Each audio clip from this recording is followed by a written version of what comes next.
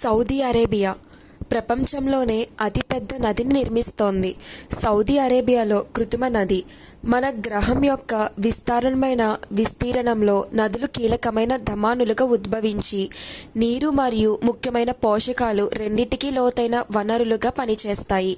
అవి నీటి చక్రం యొక్క సంక్లిష్ట చట్టంలో సమగ్ర భాగాలుగా నిలుస్తాయి. ఉపరితల నీటి వ్యాప్తికి ప్రాథమిక వాహికలుగా పనిచేస్తాయి.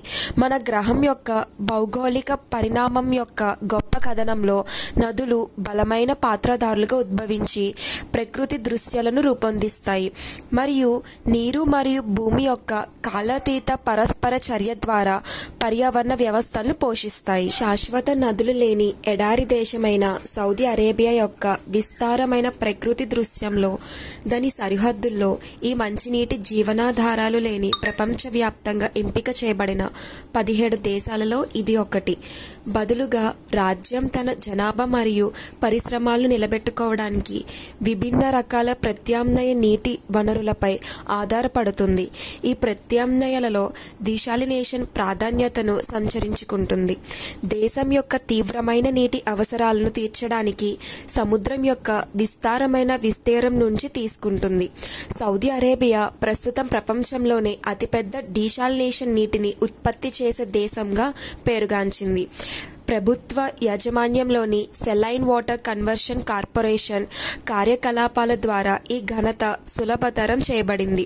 27 డీశాలినేషన్ ప్లాంట్లు పనిచేస్తున్నాయి.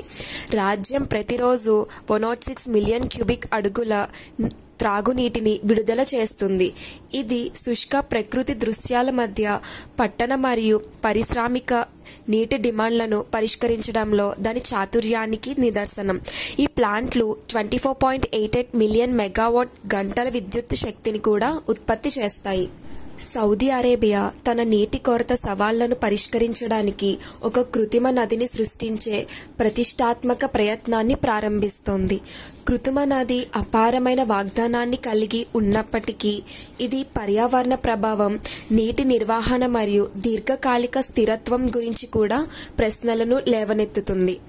పరివర్తన కలిగించే పర్యావరణ ప్రయత్నాల రంగంలో నిపుణులు సౌదీ అరేబియా ఎడారులు అధునాతన డీశాలినేషన్ టెక్నాలజీ ద్వారా సారవంతమైన భూములుగా అద్భుతమైన పరివర్తన చెందే సమీప భవిష్యత్తును అంచనా వేస్తున్నారు.